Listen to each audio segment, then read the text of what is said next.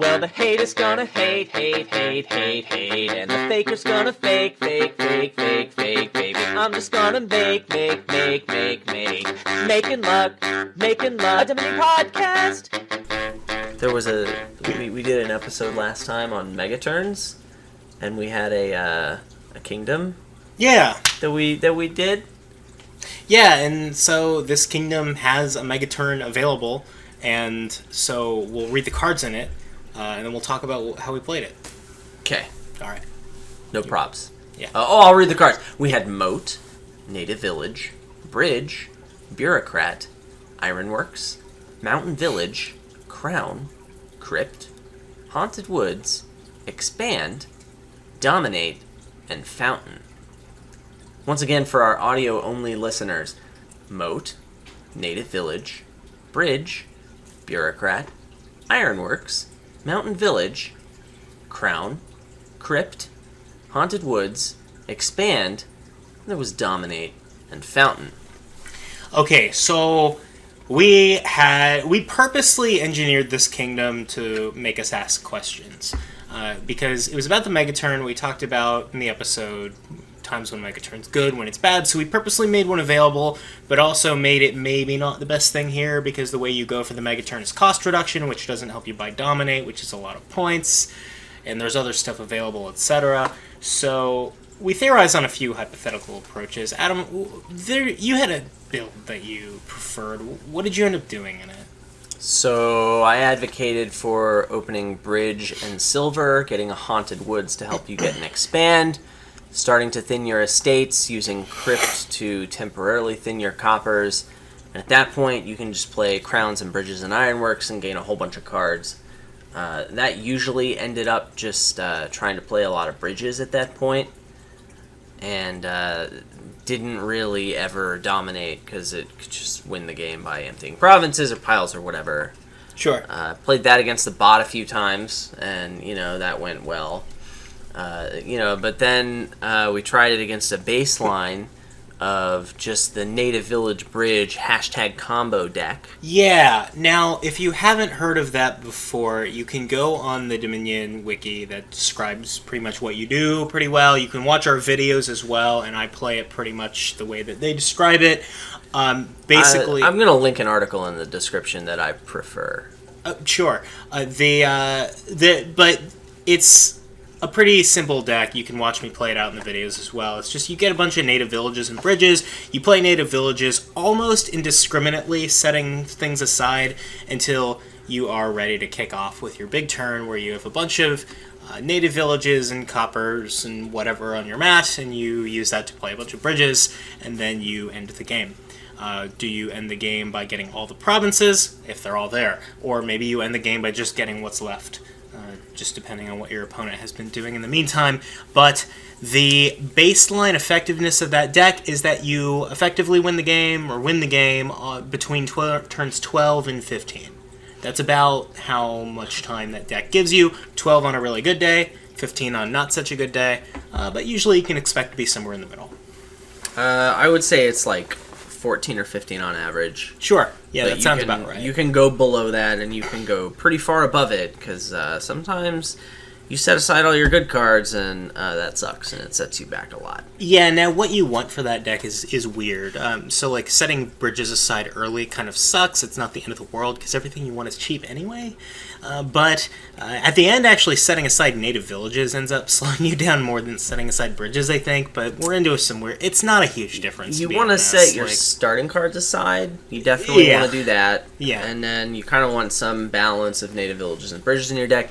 I think opening with an Ironworks isn't crazy. If you ever find yourself with $5, getting a Crown is great for the deck. Well, at a certain point, Moat is a good card for the deck. At a certain point, also, you're going to have played, like, a couple of bridges or whatever, so getting Crowns is not that hard to do. I mean, and like you said, the Moats are good for the deck as well, so they help you get Crowns if you want them. I mean, you normally open Native Village Bridge, yeah, and hitting 5 off that opening is something that happens some of the time. So, I mean, you're gonna hit 5. That was considered a combo deck a while ago. It's not a very strong combo deck. I mean, depending on your definition of combo or whatever, you could consider it that way or not.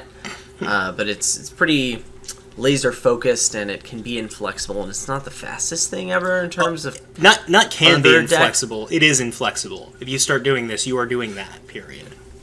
Sure. It can be vulnerable to certain types of attacks. However, those attacks are not Haunted Woods or Bureaucrat. Yeah. So it turns out that the other deck that I had described, it's slower than that. On a better day, it gets online turn 14 or 15, and most of the time it's slower than the Native Village and Bridge deck. And it has issues with there not being enough bridges left to really do what it wants to do, and then it's forced to do bad things, and piles are low, and then whoops, the game is over. Well, the deck that you're describing and the Native Village Bridge deck both have that. Both are suffering from that not enough bridges thing, but they both actually solve it in the same way because crowns can kind of act as bridges, yeah. Well, I mean, the Native Village Bridge deck, as described in the article, like the canonical one, it wants 7 bridges, and it just buys a lot of bridges. Yeah, I mean, this one didn't have to do that with just bridges. The one, I mean, it doesn't have to, but, like, if I'm going for this Haunted Woods deck, I mean, I'm going to open bridge, but I'm probably not getting any more bridges until I'm drawing a lot of stuff.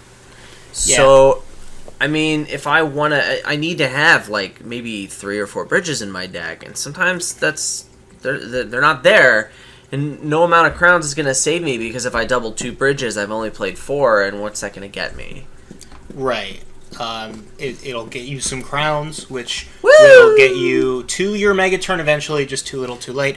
The other thing... you can't have a mega turn, because you can only crown 2 bridges. That's true enough as well. I mean, there's the idea that you can catch up with dominate points. That's hard to do, though. None of the payload here is great for it. The other thing that the Native Village Bridge, just by itself deck, has as an advantage here is a little bit more pile freedom. And it's interesting to note why it has that pile freedom. It's because the deck you're talking about is trashing its coppers.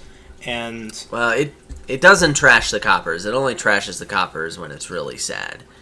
Oh, really? It crypts them. Yeah, I mean, but like there's the deck that I'm talking about is more likely to be able to, on an off turn, right before the mega turn or whatever, piles are low, I just grab 3 coppers and then I'm safe from a non-points related pile out. It doesn't hurt the Native Village Bridge deck very much to just shove 3 coppers in it. Whereas the deck you're talking about doesn't want those coppers. It hurts a lot more, because if I want those coppers out of my life, I have to draw them with a crypt. Yeah. And that's a pain in the butt. And if I want them in my life, then I have to draw them. And the draw here is Haunted Woods, which is, I mean, it's okay, but it's really not fantastic. So neither deck that we're talking about had Dominate as a plan A, right? Well, I think your deck hit Dominate at one point as like a catch-up, as like a contingency, just to keep...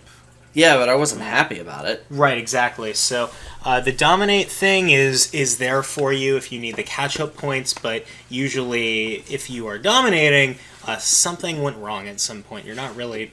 playing to what your original game plan was. Yeah, I'm not really a big fan of ketchup. I'm more of a mayonnaise kind of guy. Yeah, exactly. And also just not being behind in the first place. That's even better than catching up. That's mayonnaise. Yeah, but I don't like mayonnaise.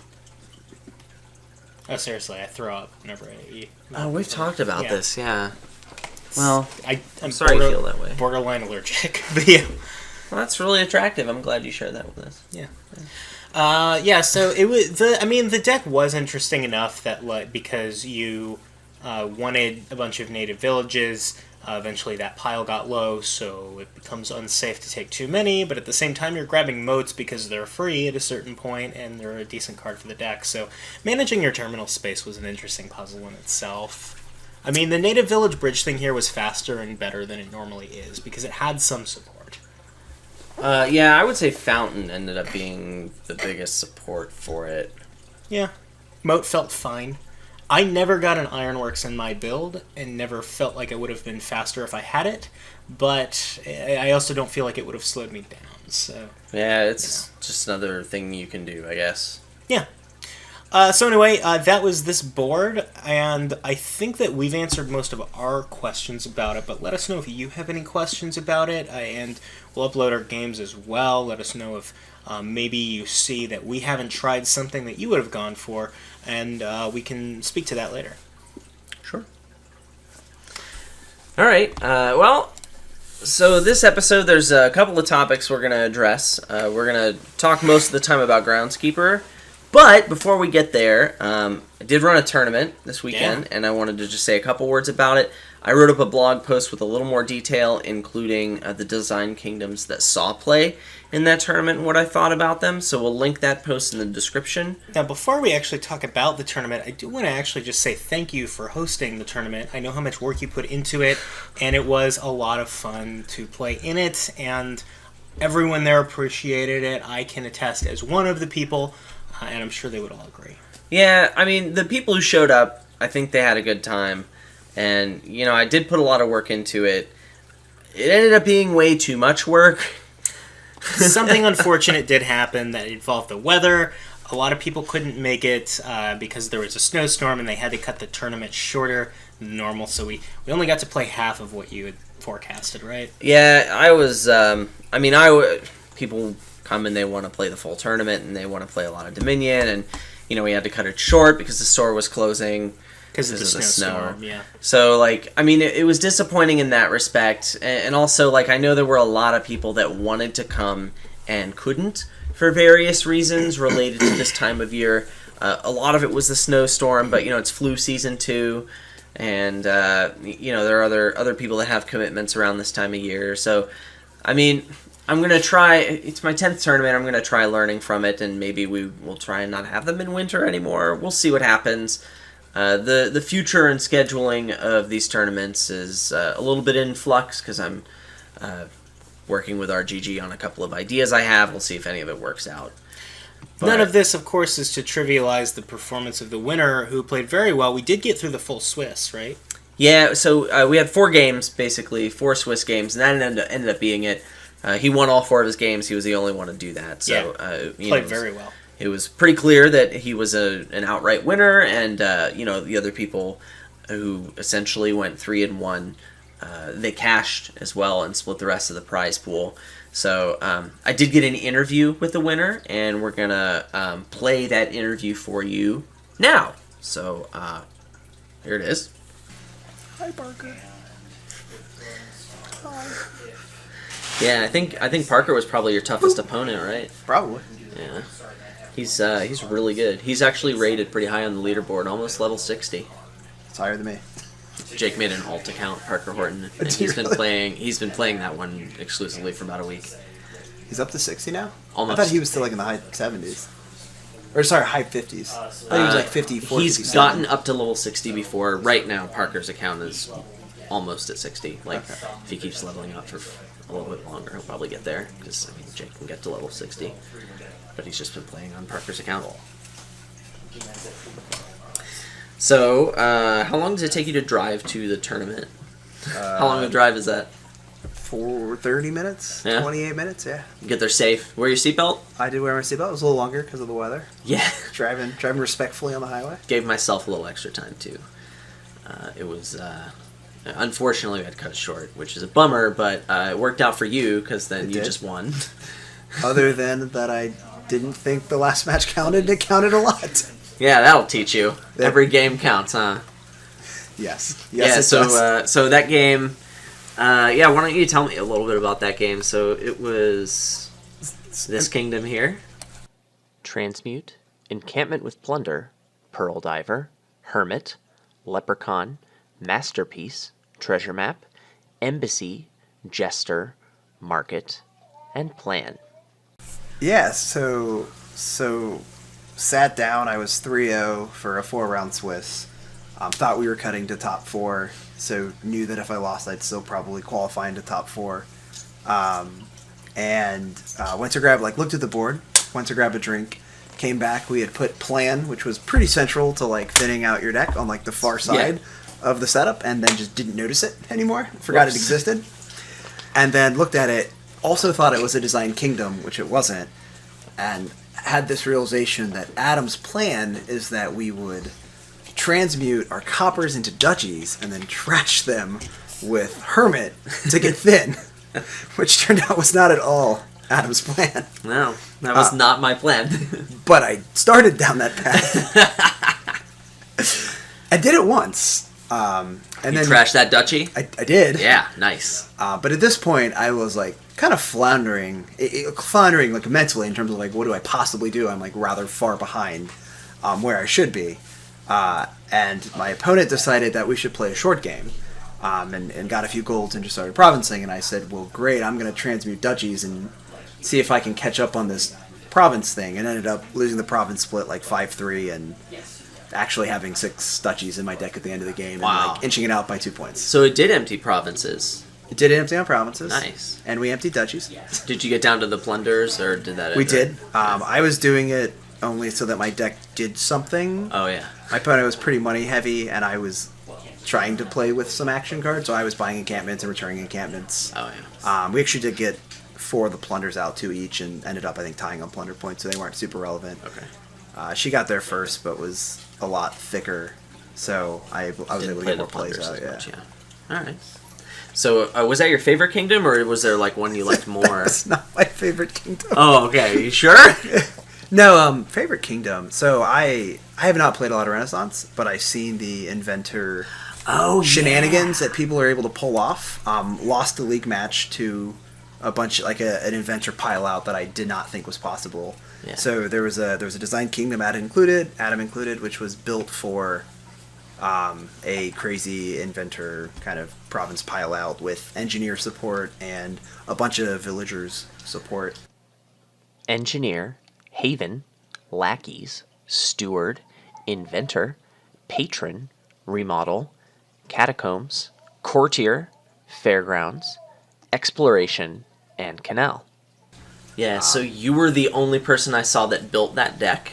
Yeah. Yeah. And I didn't know how to build that deck. I tend to underestimate villagers, so I took the have faith approach to deck building, and we'll see what happens. And Yeah, you went for it, and we got there. Yeah, you got 6 provinces in one turn and closed the game out from there.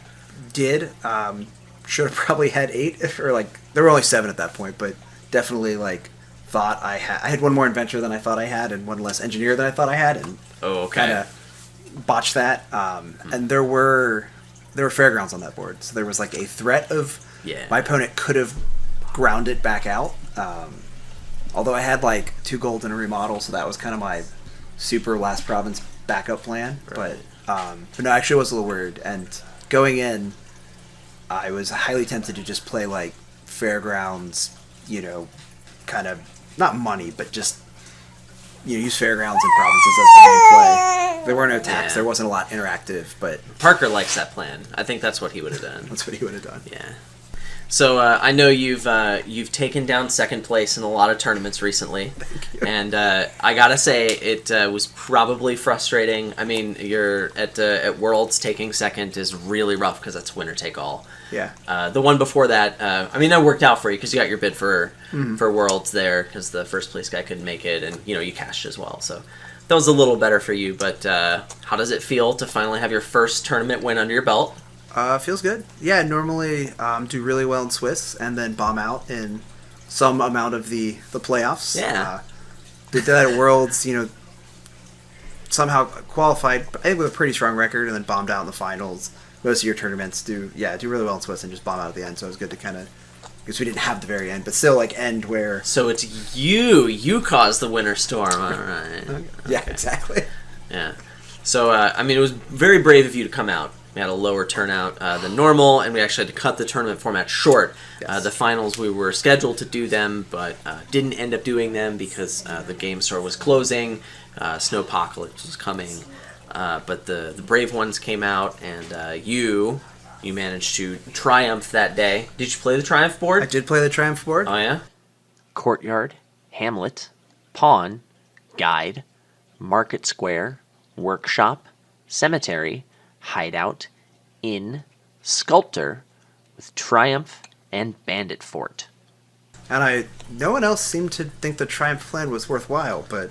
I designed that board around Triumph. That's what I thought. Yeah. Definitely, because I asked everyone I made that same pun. Did you triumph on that board? And they're like, no, I went gold and silver as my provinces. There was Bandit Fort here, so there's a potential flaw with that plan. But There's Bandit Fort. So there with that, and then there were a bunch of weird weak gains. There's, hideout to trash estates to gain curses as an extra gain that you would then later trash. There was Sculptor, there was, pawns and hamlets and Market squares.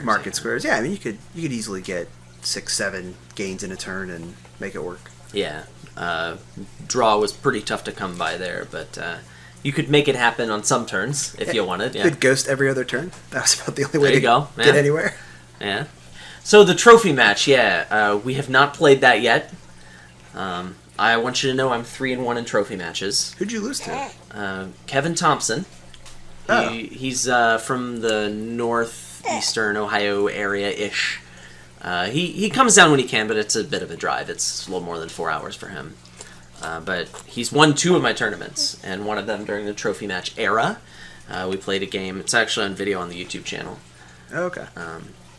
He picked out the kingdom for that one because it seemed interesting, and he knew what he was doing. He outplayed me. He did really well. So what do you think you're gonna do for the trophy match? You gonna YOLO full random, or are you gonna cook up something, or what are you gonna do? I mean, if I'm playing fair, I'd probably just YOLO full random and see where it gets us.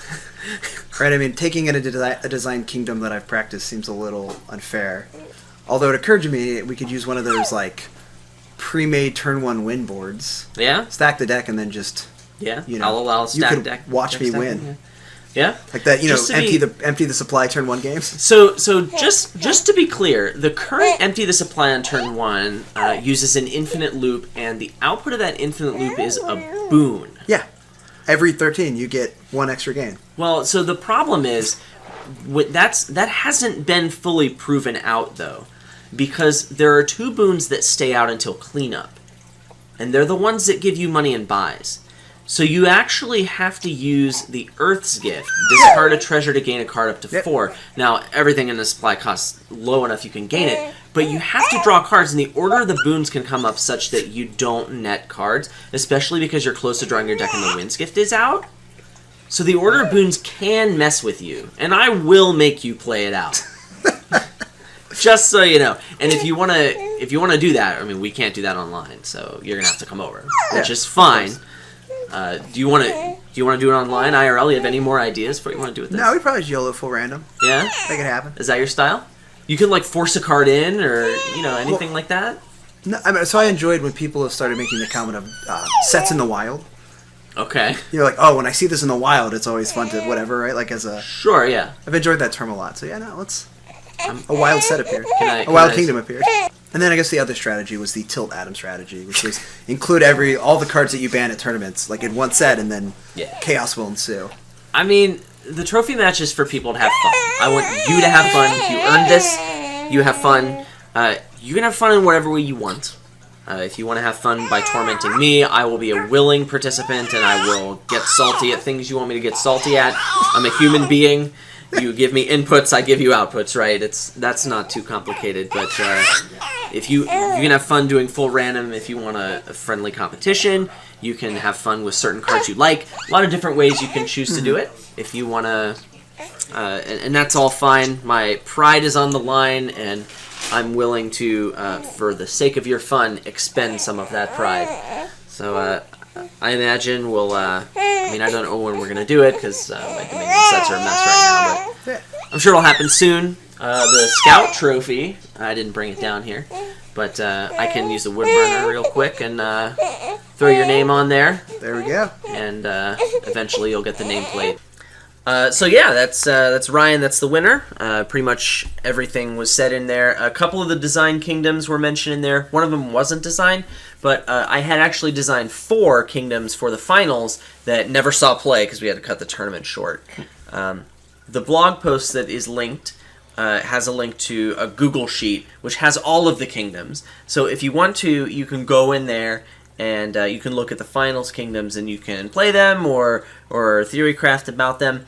I don't want to spoil those kingdoms, so if you want to play them, that's cool, but we may do some content based on those kingdoms.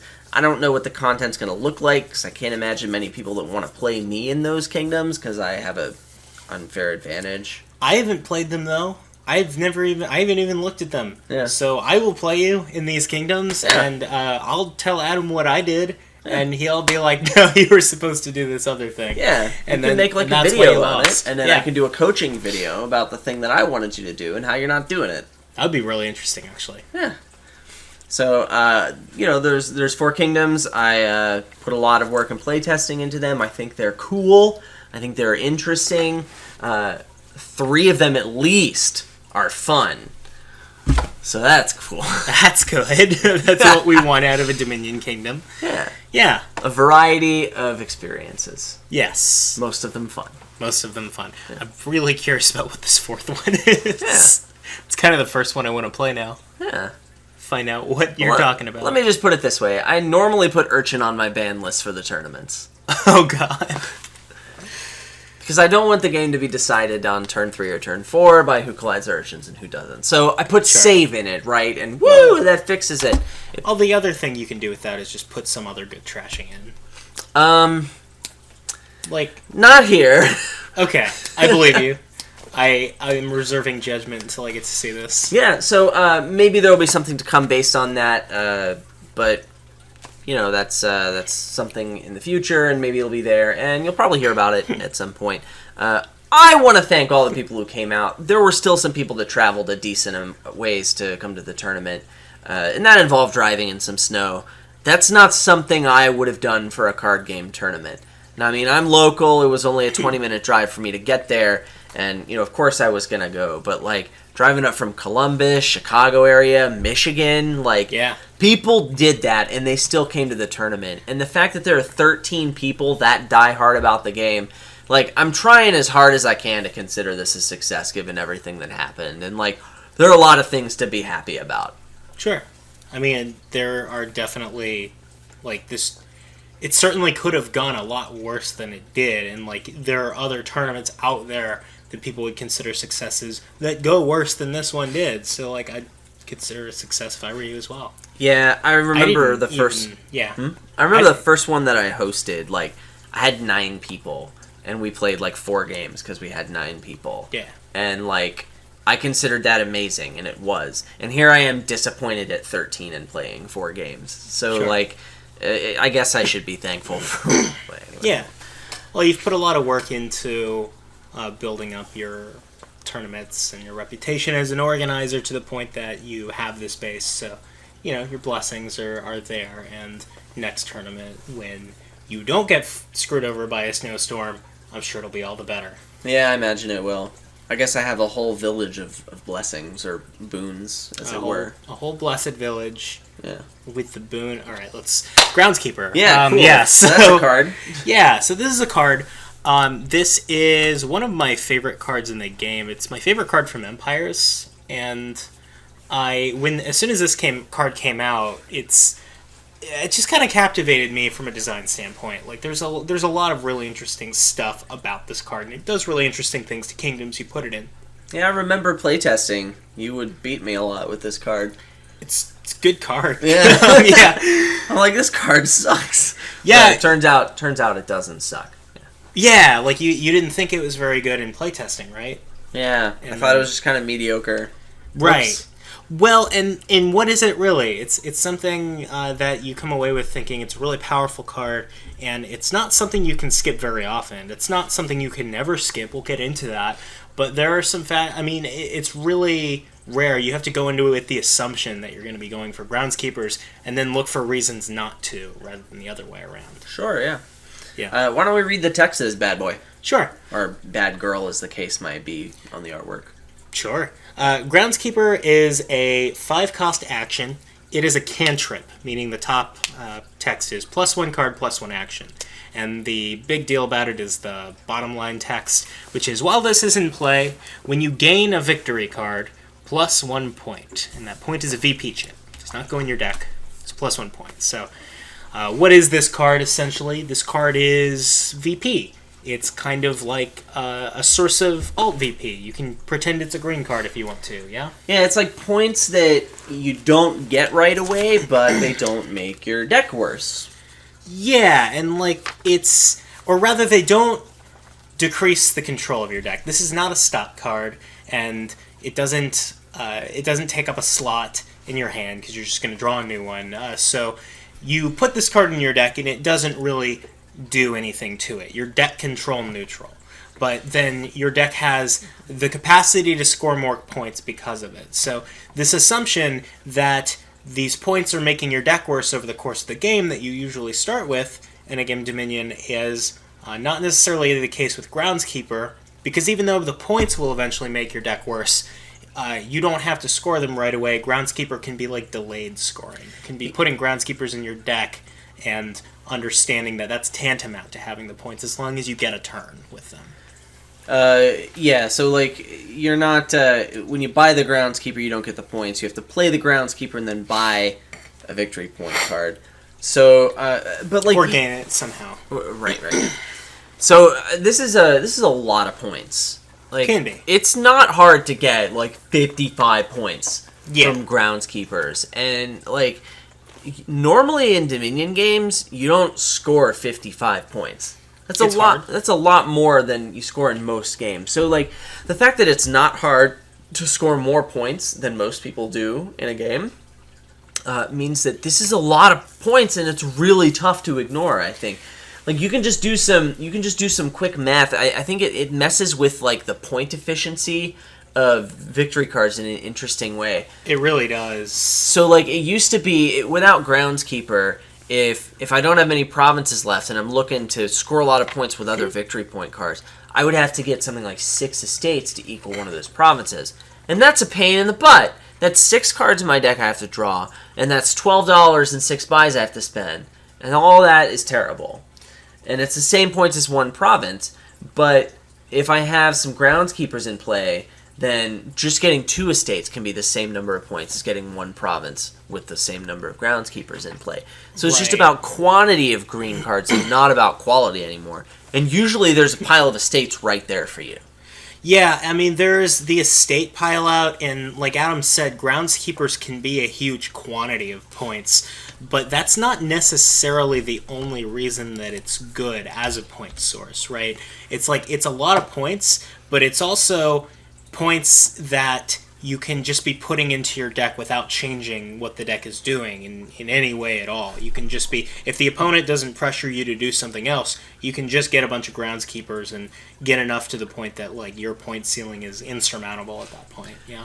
So, I mean, you have to put a green card in your deck Eventually. in order to actually get the VP tokens, which, barring cases where the green card is like a mill or something that you actually want in your deck, assuming that that's not happening, you always have the option of just buying some card, like an estate, to get the VP tokens, and then later on trashing that estate, so that now you have these VP tokens, right, and then exactly. you don't have a worse deck for it. Now, And I guess if you're doing that, like, good for you. Sounds like you're going to win the game.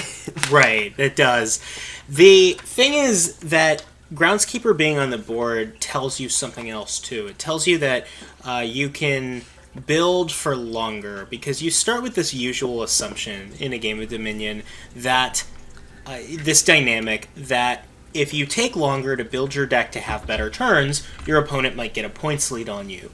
And to come back from a points lead, you need to deplete key piles yourself, like provinces. Like if they already have 5 provinces, you need to get those 3 yourself, and then those 3 are gone, and you've got to figure something else out. So the thing about Groundskeeper is that it scores points disproportionate to how much it actually lowers the piles. Like you said, it plays with the efficiency of these green cards in a way that enables really wider catch-ups. So, that you've referred before to the 50% VP win condition, where you get 50% of the VP that was in the supply, and the opponent just can't come back from you. With the Groundskeeper out, that's not a thing. The opponent can always, have some kind of catch-up to you. Yeah, if I'm going to get so many points that they can't catch up with Groundskeepers, I'm having to empty pretty much every victory point card from the supply. Right. And it's easier to just empty the provinces than to do that in most cases.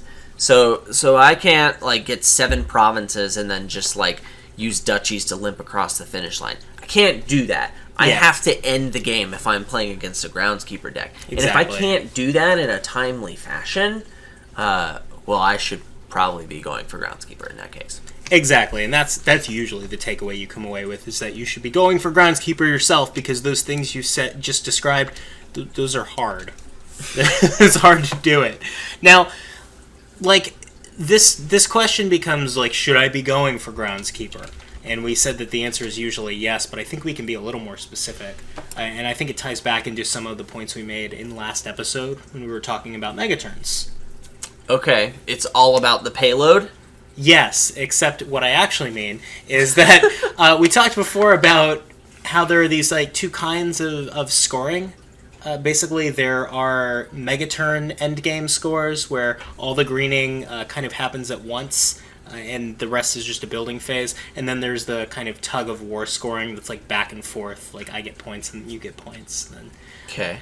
well, what I'm getting at here is that Groundskeeper really excels and is necessary during those kind of tug of war scoring matches where the scoring is gradual. Because you have time for the groundskeepers to do their thing? You have time for the groundskeepers to do their thing. The points are... You're scoring in excess of what you actually have to host in your deck, so groundskeepers have that other advantage, and you can just be biding your time at these things that are not stop cards. And like I said, getting groundskeepers is kind of tantamount to scoring. So if you look at that as greening, this kind of tug-of-war thing really is advantageous to the groundskeepers. Whereas... in something more like a pure Megaturn, you think about the other end of the spectrum where somebody is just scoring all the points at once. They just have this building phase and then they empty the provinces with Bridge Troll or 3-pile or whatever. They obviously would not say no to free Groundskeepers, but the Groundskeepers don't help you do that, and the Groundskeeper deck doesn't have its usual advantages against a deck that doesn't have to have VP in its deck in the first place. So... yeah, the reason why Groundskeeper is a good card is because it allows you to have a better deck as you're greening because you're getting VP tokens. I mean, that's what VP token cards do. right. And if the game is over too fast, then you don't get to have that value. And in terms of, like, building, like, getting a Groundskeeper isn't going to help your payload. It's not going to help your point total right away. So, like, if you're not getting that value out of the card, then, you probably should be going for a Megaturn that ends the deck fast, right? So there's this time until the end of the game. If there's more of it, I can get value out of my Groundskeepers. This isn't saying that you don't get Groundskeepers if you plan to buy provinces, but if you are planning to empty provinces over the course of, like, 2 or fewer turns... a lot of the time something that helps you do that faster is a better investment than just getting a Groundskeeper that helps you get more points. Megaturns, like what we described, they tend to care more about... they don't care so much about, like, the total quantity of points they end up with or how their deck handles with points in it. The things that Groundskeeper is really good at, they don't care. So, like, when the closer you get to a Megaturn, the less important Groundskeepers are. And it's a spectrum like that. Yeah, just like all of Dominion. Yeah. And life. Yeah, and life. Yeah. And my education. Yep. Yeah, so if I'm looking for things to enable this deck of Groundskeepers, yeah. I'm thinking that I want to have a decent amount of Groundskeepers. I think I'm looking for ways to gain more than one Groundskeeper in a turn. Yes. So if I can only get one Groundskeeper in a turn, well, that makes me pretty sad, and, like, it's going to be hard to... it's going to be hard to build that deck very fast, because chances are I'm not going to be able to get, like, a lot of other stuff in a turn. Like, if I'm just getting a province instead of a Groundskeeper, then I'm probably going to be doing better than the guy who gets 5 Groundskeepers and then 3 provinces. I mean, it depends on a lot. It depends on a lot what you're saying, though. Like, even if you can only get one Groundskeeper in a turn, if the opponent is ignoring Groundskeepers and you're not... then the opponent is declaring that they can empty provinces before you can get enough Groundskeepers to make, these duchies or estates or whatever that you're getting, instead of the provinces that you're missing out on worth enough points. And, like, the provinces usually need to empty pretty quickly for that to happen. Like, I agree with what you're saying, that Groundskeeper loves multiple gains, and if you can either get multiple Groundskeepers in a turn, or you can get multiple green cards with your Groundskeepers out... either one of those two things pretty much signals to you the focus here is Groundskeepers. But just because you don't have either of those things doesn't make Groundskeeper necessarily something that you could ignore in the process. I mean, I'm not going to say that Groundskeeper's bad on every board that doesn't have a way to gain multiple Groundskeepers or multiple victory cards, but, like, it's really tough for me. You're going to have to... It's certainly worse in those cases. I'll agree with you on that. It's hard for me to imagine a board where Groundskeeper's going to be good, where you can't do either of those things. Well, at that point, I start to consider it a little bit the way I do Distant Lands, because I think about it as this source of points that's actually increasing my score overall by the end of the game, but it's not making my deck any worse. So I start doing that instead of greening it first, and I end up with about the same point total as if I had started greening earlier, but I have this better deck in the meantime. And I have access to more points total by the end of the game because I have this higher point ceiling, because I have access to these 2-point estates or these 4-point duchies or more that you just don't have access to if you're not going for Groundskeepers. And Sure. that puts me in a different position. Yeah. So an important part of that is that you're going to be... I think you assume that that deck is going to be able to play all or most of its Groundkeepers every turn. This is a really good point that you're getting into, and I agree. What you're talking about is what I would call just reliability of the Groundskeeper deck. And when I'm talking about reliability with Groundskeeper, I'm just talking about being able to play your Groundskeepers really often. That's really important if you're investing in those. Sure, so like drawing the whole thing or using a warehouse or something to find more Groundskeepers. Whatever makes it so you can play all of them or most of them every turn. That's important for a deck like this. It seems critical if I have to take all of this time to build up a deck that can, only get one Groundskeeper per turn and then still have a chance. I'm going to be needing to get maximum value in all the other ways out of these Groundkeepers. I think getting more Groundskeepers in a turn is the most important thing. Getting multiple victory cards in a turn is the next most important thing. Yeah. And then past that, it's can I build a deck that plays Groundskeeper more often? And I think those are the three main pieces of support that I'm looking for to make Groundskeeper into something better. Sure, that's very true. Those are all things that you look for, and those are good considerations when you are deciding whether or not to be going for these Groundskeepers, or rather, how hard to be going for these Groundskeepers, how much of a priority to make it. On the other hand, let's say that you've already decided that the Groundskeepers are good, yeah? And I did it. Awesome. And so you're playing a mirror, right? And that's you and your opponent are both doing it. So that plays a little different, because then you start looking at things like the split. Mirrors get weird in Dominion. Yeah, so I said that Groundskeepers are kind of tantamount to scoring. So like that would imply that you do it right before or around the time when you would just be getting points. But like, if your opponent's going to be contesting Groundskeepers, ending up with fewer of them than your opponent does puts you in a worse position, because having even one more Groundskeeper than you do gives him or her a much higher point ceiling, and that scales with how many VP cards they can gain per turn, because I said before that I have access to these like 3-point estates and 4-point duchies that you don't. That's equally true if they have access to these 7-point duchies that I don't, because I don't have as many Groundskeepers as they do. What this gets into is the split of Groundskeepers, like how many can you get on your opponent. Sometimes it's worth screwing your other deck priorities to quote-unquote dive to win the Groundskeeper split in that case. So, I mean, if I decided Groundskeeper is good and my opponent decided the same, then I would think that for the same reason that Groundskeeper is good, I would want more Groundskeepers. It's not like one of those cards that I can just put one of in my deck and be happy. It's one of those cards I want to put a lot of in my deck. Yeah. So, I mean, that will naturally lead you to wanting to win the split. But, like, how important would you say it is to win the Groundskeeper split as opposed to some other split where, maybe a Governor split or, like, a Minion split or something? Like, is a 6-4 Governor split going to be game decisive? Well, I mean, it's inconvenient, but how... Depends. Is that more...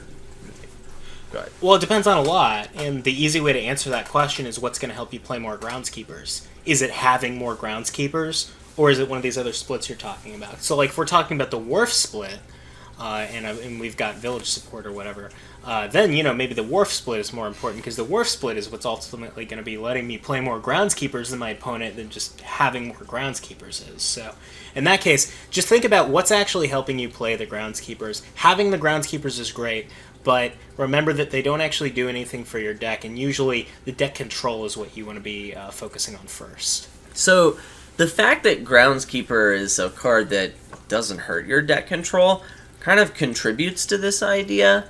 Like, it's not one of those terminal payload cards, or it's not one of those stop cards. I don't have to worry about drawing more Groundskeepers. I want to build a deck that can get a lot of them, and then once I built that deck, I shove the Groundskeepers in, and I hope that I get more of them. But I'm not necessarily worried about, drawing my deck at that point, because I'm just going to be doing whatever I was before with a couple of cantrips thrown in. Yeah. So, ideally, I guess it looks like I build up to a certain point, and then I get the Groundskeepers, and then I green, right? Yeah, that's what it usually looks like. The decision to do it and how much to do it, how many Groundskeepers you get before you start greening, though, all of that is really, really crunchy and contextual. It's really hard to give much, prescriptive advice of, get this many Groundskeepers before you start greening, or think about these things, because it's all so dependent on the game state. So, we've talked about end game play in a couple of different contexts, right? Yeah. And, in those conversations about end game play, we sort of glossed over the fact that, we have to draw those green cards. But you're thinking about the same types of things. Normally, my goal is to win the province split. And let's say I can have one of them, or I can build to get two, or I can start greening now, or I can let my opponent get first stab at it. What are the things that are better for me here? And so there is that layer of that kind of dancing. There's a finite pile of things, my opponent wants them, and I can get so many. Do I build more to be able to get two a turn? Sure. And what's going to end? So, similar calculations exist there for Groundkeeper. But then there's, when do I stop? Yeah, and that's really weird, and it's hard to say, because, we talked I'm not looking at the same thing remotely. Yeah, the Groundskeeper split that we referenced earlier, that kind of implies that they're going to run out, and somebody's going to have more of them than the other. But, when you're talking about the Groundskeeper split, you're talking about... A Groundskeeper game implies that, piles are going to get low. At least the Groundskeeper pile is. And these other piles that are helping you play the Groundskeepers are going to be low, too. So a lot of the time, we keep talking about how important the Groundskeepers are and having more than your opponent is, and yet you'll be surprised how many games you play where that pile doesn't empty. Because one of you just can't really get the last Groundskeeper or two, because it would be committing pile suicide. So, the split, the effective split, doesn't become how many Groundskeepers were available, period, because how many Groundskeepers can you actually get without shooting yourself in the foot and letting your opponent pile on their turn. So, I think the beginning of what you said, I think I want to clarify that a little bit. Yeah. When we talk about other card splits in Dominion, a lot of the time it's because there's a limited supply of them. And even in some cases... If there was an infinite pile, we might be going for longer than 10, right? We want to add those cards to our deck, and there's just not enough of them to go around. Yeah. In Groundskeeper's case, sure, that can happen.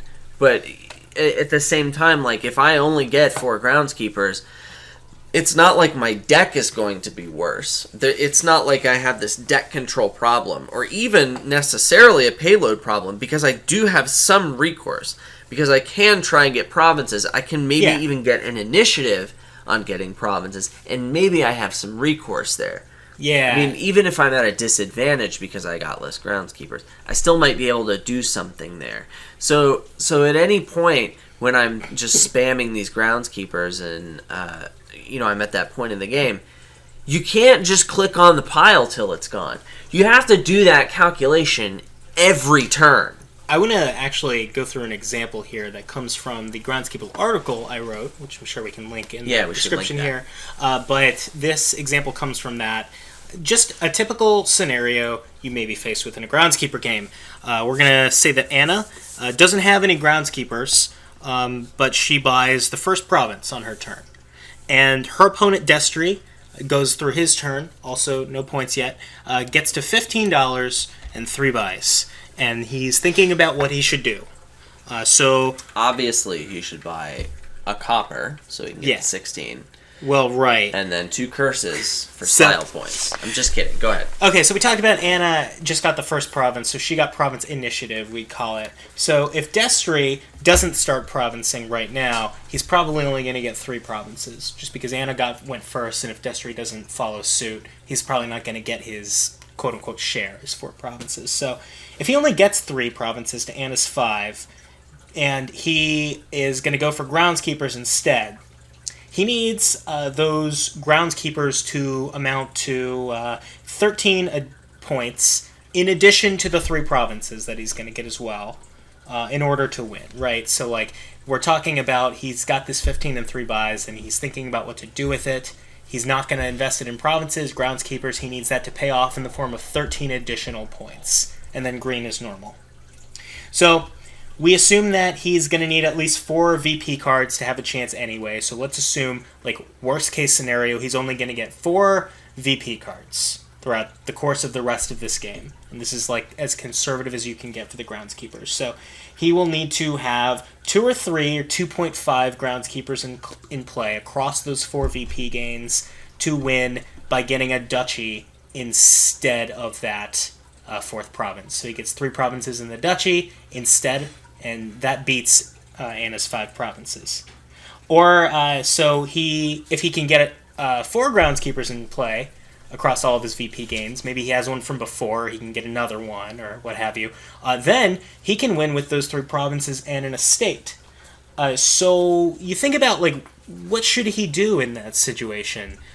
And I don't have an answer to that, and neither do you, because that implies a lot of context that we haven't really gone over in that scenario. What I want you to take away from it isn't so much that there's an answer here, it's that these are calculations you need to make, and that all of it comes down to how many times you are going to be able to play those Groundskeepers. If he can play them every turn, then he's best served with those 15 and 3 buys by just getting 3 Groundskeepers, because those are really going to, like, maximize his score.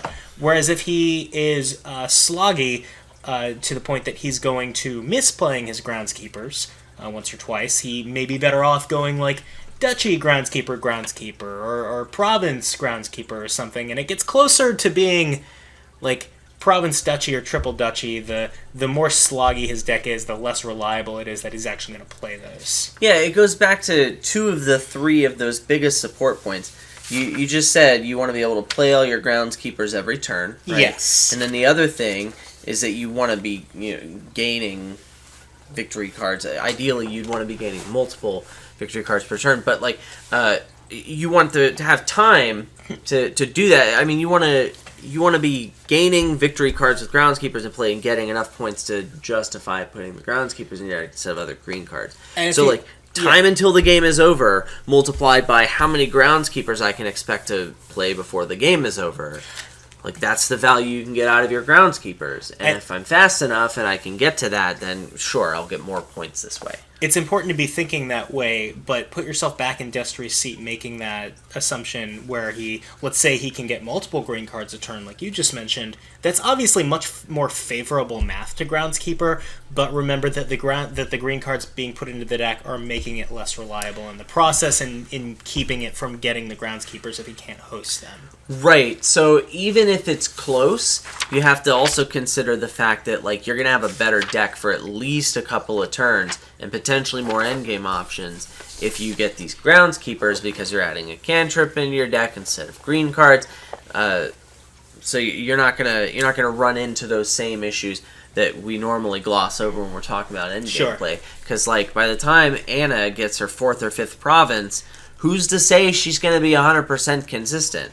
Right. Yeah, exactly. So whereas if Destry's just been getting a Groundskeeper advantage instead of a proper points advantage, he might be able to make up that points advantage, and his deck has not gotten any worse at all. And then when it starts to get worse, yeah, he has some percentage of Groundskeepers he can at least play, or he's it's not like this isn't something that he would be going through anyway. It's Sure. just now he has these groundskeepers in his deck, and they're making more points. And if he gets a lot of them, even if he can't play them all, he's still going to be in a better shape once they've somewhat equalized. Yeah. Now, we talked a little bit before about... Oh, and by the way, if that example was really weird to just get across... phonetically, feel free to check it out in the article as well. Maybe it'll make more sense just reading through it. But that was just to give you sort of an insight into the calculations you might find yourself doing. Now, the aspect of Groundskeepers gets a little different when you are maybe not being mirrored. And what I mean by that is the opponent is either ignoring Groundskeeper to do something else, or they are maybe just not going for Groundskeeper as hard as you are. And that plays a little differently, I think. Just in general, you need to be apprised of what your opponent is doing to end the game, and not just play the way you would if you were, playing in a vacuum or against a bot or something. You really have to. I mean, this advice. I mean, it's fine advice for Groundskeeper, but I think this applies to all of Dominion. Yes, and actually all of Life. Life, yeah, definitely. Yeah. So the Groundskeepers. You are getting a lot of them, right? But remember that Groundskeeper has time on its side. So if you are not being mirrored, if the opponent is doing something else, usually as a Groundskeeper focused player, you kind of just want to stall the game out if you can, because over time, your point ceiling is probably going to overshadow theirs. And a lot of the time, that means you don't empty Groundskeepers yourself, too. The thing is... Oh, yeah, if there's low piles, yeah. Yeah, it lowers the Groundskeeper pile, and it also just takes more time to do. So, a lot of the time, you don't necessarily play to Groundskeepers the same way you would in, a mirror. I kind of compare it to Plunders, like we came back to last episode. We talked about how if you get 4 Plunders, there's not always a huge incentive to actually get that 5th one. Because, you still, even if the opponent gets it or pivots into getting it or whatever, the damage is done. You have no real reason to put that in your deck or spend time doing it. You still have the advantage of these scaling points, and I think the same is true of Groundskeeper. Right. So yeah, the Plunder example and the Groundskeepers, you have inevitability. Yeah. So the longer the game goes, the more you're going to be favored. Some people call it inevitability, but yeah, that's the concept. Sure. Yeah. Yeah, we've talked a little bit about what Groundskeeper's strengths and weaknesses are, when you can go for it, when you can maybe ignore it, and what you do with that is, of course, going to be very contextual based on your games. Just pay attention, Yeah. That's also advice for all of Dominion and Life. If you're driving right now, pay attention. Pay attention to the road. Oh God. Okay, so we got a lot of snow, right? Yeah. At least 6 inches. And there are people driving on the road. Yeah. There are people driving on the road who, had their cars parked outside in the snow. They brush off the windshield, and then they're going. They've got 6 inches of snow on their hood, 6 inches of snow on their roof, and they're driving. I'm not going to let you walk out and see my car. But I judge people so hard when they do that because, the snow is coming off the car as they're driving, getting in the face of the person behind them. If it's on their hood, it goes and it blocks your own view. How freaking lazy are you? The only thing I can excuse is, those semi-trucks because, you can't get up there. I saw, a mail... Okay, anyway. Yeah. I don't like snow. Okay? Snow is stupid. And I'm really salty about snow over my whole life, but especially right now. Yeah, man. So we're going to let Adam simmer down a little bit here, but we're also going to talk a little bit about...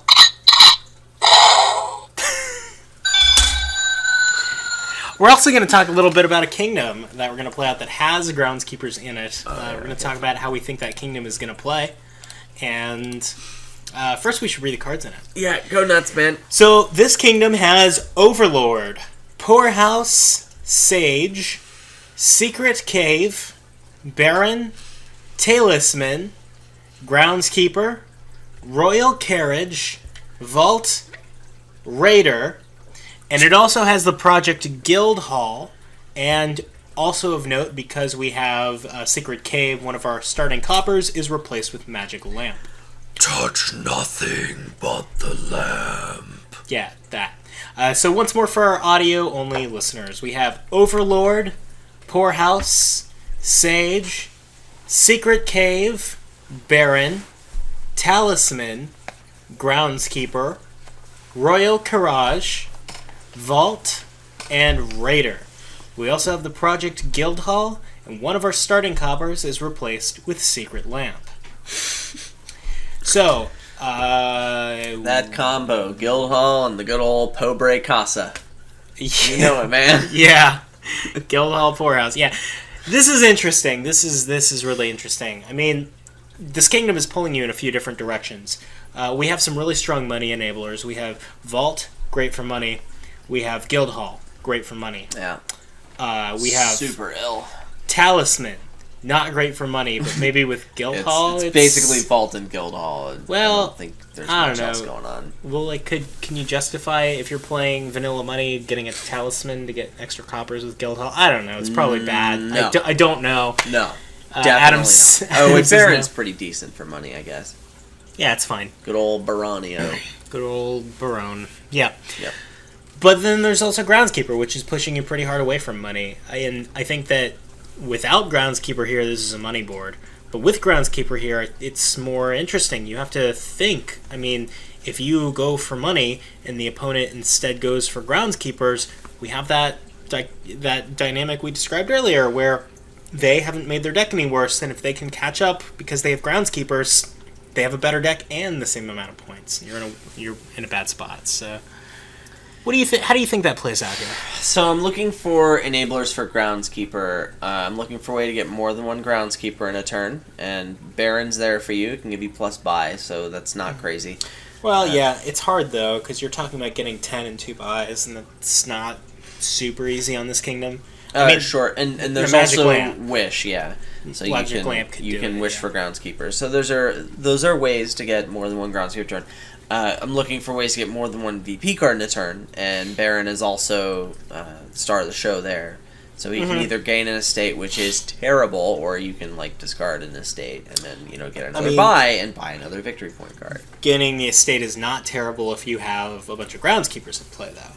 Like if you have, You could just discard the estate and then buy an estate. Yeah, or buy a right. duchy or something. Like, unless Well, you're what I'm trying to saying gain as many estates as possible, I would only do that when I'm ending the game. Sure, what I'm saying is that if the Baron, if your draws don't work out and the Baron doesn't line up with an estate, you're maybe not so sad if you have the Groundskeepers in play because you're getting like 5 points off of it.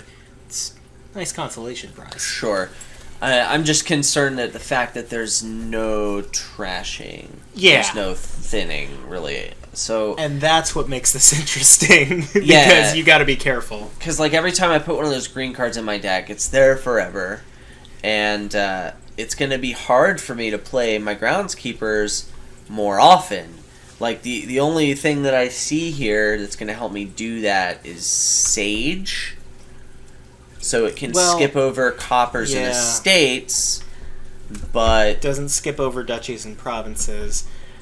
I think that this board, I am assuming that Groundskeeper is going to be like Vault Money. And that's not something I'm convinced of because Vault Money is decent. Vault actually, Guildhall Money. I'm gonna take the side of the money deck here, Oh, and yeah? part of that's gonna be different. I think it's close. I kind of like, and I definitely underestimate Groundskeeper chronically. So, I could prepare to be wrong here, but a deck Yeah. that like opens something like Secret Cave Baron, tries to get the wishes, and then transitions into get a Guildhall, get some vaults. Well, Like, that deck is probably wishing for gold, right? wishing for Vault or gold. Gold or Vault, yeah. So, I mean, that deck, I think, has some longevity, because Vault plus Gold equals Province. Yeah. Doesn't really matter the other cards that are in your deck. Maybe, I don't know, never mind. Royal Carriage is not going to be good for the deck. I think in Guildhall with the coffers can help you close things out as well. I think it's not crazy. No, I don't think it's crazy either, just because we have two of some of the maybe strongest money enablers on Wait, did I this say board. open Secret Cave Baron? Open Sage Baron. I mean, neither Better one of than those. Secret Cave. Neither one of those strike me as crazy. Anyway. Yeah, any of the threes, even like Silver Baron. Silver's also whatever. fun, yeah. Or like Overlord if the stars align for you. Sure. Wait, Overlord's... No, I don't Yeah, know I don't know No. what you're doing with No. Overlord, but yeah, I mean, you're not crazy with that because we have two of the strongest money enablers in the game on this board. And when I say that, I mean they're really good for money and they're just mediocre for other decks. So like, normally I'd say you're insane to say you're skipping Groundskeeper on a board with multiple gains, but here maybe you're not. I don't know. I'm still gonna say that Groundskeepers are good. And if they are good, and both people are going for them, this is definitely a board where Groundskeeper's empty. Sure, I believe that. Now, if I'm playing against your Vault Money, Groundskeepers shouldn't empty. I'm not going to want all 10, because I'm not going to have time to get those, right? But yeah, I'm going to say that the Groundskeepers are going to be better than not. Like, a deck that is wishing for... Going for the lamp, like you said, but instead wishing for Groundskeepers and just trying to play those as many times as it can is going to outscore the money deck. But it's not going to happen every time, right? Like, I think that these decks are close enough together that draws are going to come into play.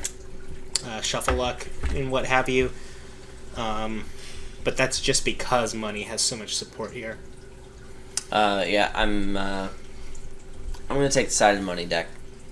Yeah. I think it's better. Not by much, but I think it's better. There you go. And I mean, I'm equal. I'm siding with Groundskeeper, but I'm also saying not by much. So we'll see. We'll see which one of our lukewarm defenses comes to light. Yeah. All right. Next time on Making Luck. The Dominion Podcast.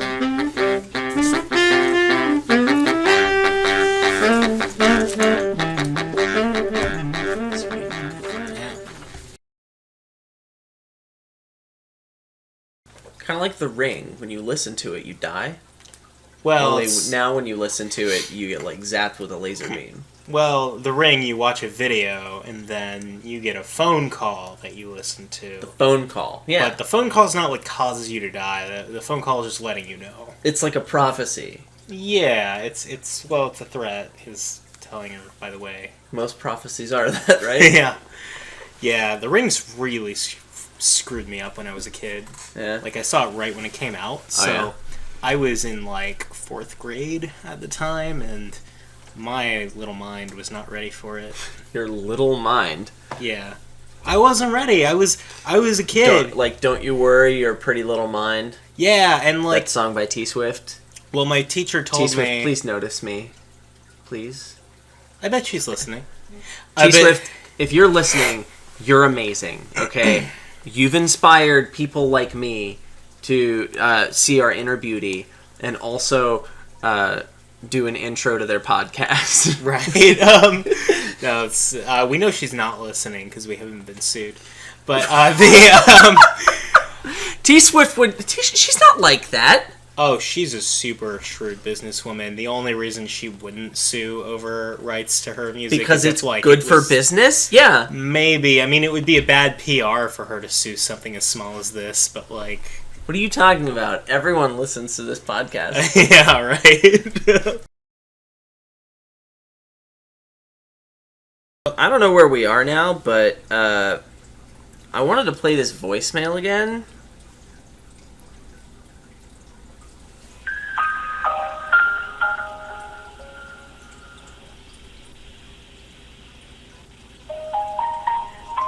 中国驻纽约总领事馆提醒您，您有一封文件尚未领取，请期待相关证件过来领取。如需人工查询，请按9，将由专人为您服务。" Did you like sign up for something, or like did you like give somebody your email address, or I mean, did you sign up for like a Crunchyroll account that like I don't know. So see, like I don't even know what language that is. I It's mean, probably Mandarin Chinese. Probably. Can someone confirm, like, anything you can tell me about this? I'm willing to do some work, but I don't even know where to start on this. Like, I want to know what that voicemail says. Yeah, I got nothing either. I want to know how I'm going to die. Yeah, I mean, we've decided it's probably a death threat. Yeah. But are they threatening to, like, shoot him or boil him alive or cut his head off? Yeah, if it's boil me alive, I'll just learn how to snap my own neck. Like, it's fine. Don't worry about it. But Yeah. I don't want a slow death. I want a fast death. Yeah, actually, that might be useful, too, because we were thinking about doing an episode on the tournament, which is a card that Adam really doesn't like to play with. Oh, man. Between getting boiled alive, having your neck snapped, doing an episode on tournament, I don't Yeah. know where you fall. Yeah, in definitely, the- definitely the snap neck. I just figured that, like, since a lot of people actually gave feedback about that song from the previous episode, Yeah. it turns out it's Little Bunny Foo Foo, and I'm not the only person in the world that heard that song as a kid. But the Wikipedia entry that Wandering Winder linked shines some. Yeah, Yeah. that's the one. Yeah, it's about this, like, bunny. rabbit who is hitting other animals with a blunt object, probably killing them. Yeah. Yeah. It's good for kids. Yeah, the fairy, though, gives him, like, 3 warnings. I don't really understand why she gave him 3 warnings. Because if you go to assault somebody, the police let you know 3 times Yeah, to stop before Yeah. they execute you. yeah.